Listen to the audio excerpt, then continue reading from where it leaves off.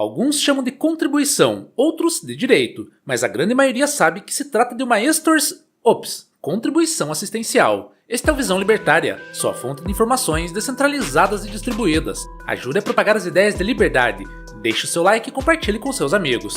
Um artigo seu pode virar vídeo aqui também, sabia? Este artigo foi escrito por Metalúrgico, o Libertário Postergado, revisado e narrado por Gordinho Caipira. Para um melhor entendimento do tema, se faz necessário uma breve contextualização sobre uma pequena parte da história do sindicato até o atual momento no qual nos deparamos com a famigerada contribuição assistencial. No Brasil, os movimentos sindicais dos quais se originaram os sindicatos e as categorias hoje existentes deram seus primeiros passos entre o final da década de 30 e início da década de 40, mais precisamente na fundação do Estado Novo do ditador Getúlio Vargas, em 1943. Nessa mesma época, nasce a CLT, Consolidação das Leis do Trabalho, e como já é de conhecimento de muitos de nós, teve como influência a Carta del Lavoro, de Benito Mussolini, o ditador fascista italiano. No mesmo período, foram também instituídos o FSS, Fundo Social Sindical, e a CIS, Comissão do Imposto Sindical, para fins administrativos. Por fim, no artigo 580, nasce o Imposto Sindical, que seria recolhido anualmente, correspondendo a um dia de trabalho de empregados, porcentagem proporcional ao capital social de empregadores e, para profissionais liberais, valor definido pelo Poder Executivo.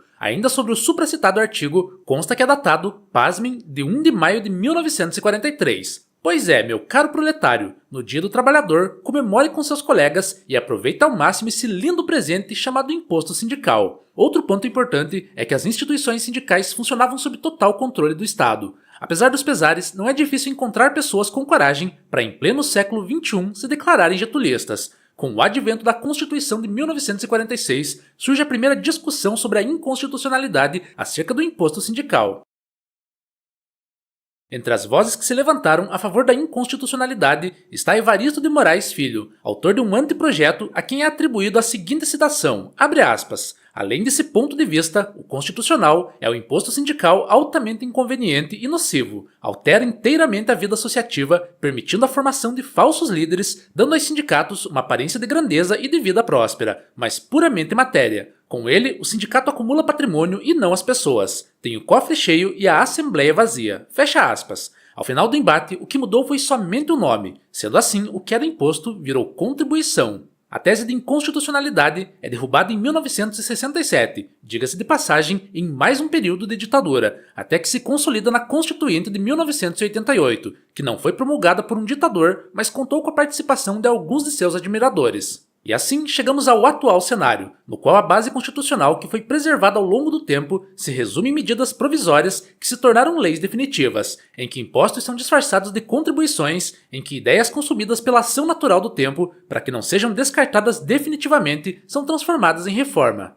Penso que qualquer estudante da área de psiquiatria que um dia se atrever a ler o texto constitucional logo chegará à conclusão de que não foi escrito por pessoas letradas ou dotadas de notável saber jurídico em alguma sala palaciana, e sim dirá que foi obra de um grupo formado por cleptomaníacos e acumuladores compulsivos numa rave regada a cachaça e fentanil. Dito isso, vamos aos tempos atuais. A contribuição assistencial é uma taxa descontada diretamente da folha de pagamento dos trabalhadores, destinada ao custeio de atividades sindicais que supostamente representam cada categoria profissional. A contribuição assistencial está prevista no artigo 513 da CLT e deve ser estabelecida através de acordo ou convenção coletiva de trabalho, CCT, devidamente fixada e aprovada pelos empregados em assembleia de categoria, convocada por meio de publicação de edital. Os descontos, via de regra, variam de, guarda esse número, 1 a 3% do salário base da categoria, debitados diretamente em folha de pagamento mediante autorização do trabalhador.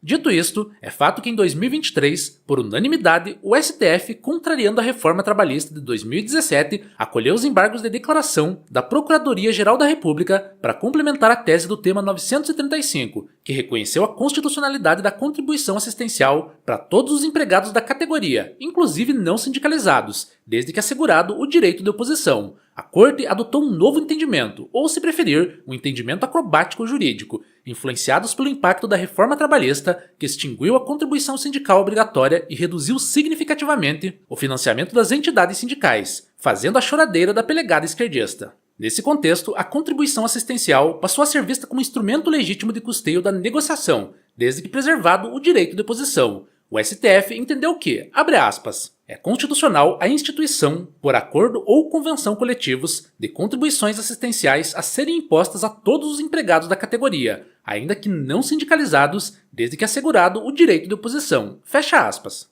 Nos embargos agora julgados, a PGR pediu ao STF para modular os efeitos proibindo cobrança retroativa, reforçar garantias ao direito de oposição, impedindo interferência de empregadores ou sindicatos, estabelecer que o valor seja fixado de modo razoável, evitando abusos. Ou seja, se você não quiser pagar o arrego dos pilantras sindicalistas, é só escrever uma carta à mão e ir levar no sindicato, gastando a metade ou até a totalidade do seu dia. Detalhe, não foram determinadas a entidades sindicais data específica de publicação em outros meios de comunicação mais usuais, tais como sites das respectivas entidades sindicais, tampouco obrigatoriedade da divulgação de data ou prazo específico para exercer direito de oposição. Afinal, convenhamos, um povo que lê 1,8 livros por ano não será leitor assíduo de diário oficial. Mas e se esse for o pulo do gato do parasitismo sindical, mas ao mesmo tempo for a oportunidade perfeita de revanche para o peão renegado que vos fala? Movido pela curiosidade, respeito ao cálculo econômico e sede de vingança, descobri através de algumas buscas na internet que o sindicato da categoria a qual pertenço realizaria a CCT na primeira semana de fevereiro de 2026. Minha intuição estava correta e, como já esperado, havia horário e data para a reunião, mas nenhuma menção sobre a data, horário e o direito de oposição da contribuição. Para qualquer pessoa que não seja sócia, já é difícil ler conteúdo de cunho sindical, mas para um libertário isso só é possível sob efeito de alguma substância, e como a essa altura o sentimento de revolta atingira níveis estratosféricos, senti que a situação exigia uma solução com força proporcional, pois a taxa cobrada esse ano, segundo informação do site do sindicato em questão, correspondia a 4% cobrado em 4 parcelas. E não estou zoando, é isso mesmo que você está ouvindo, 4% em 4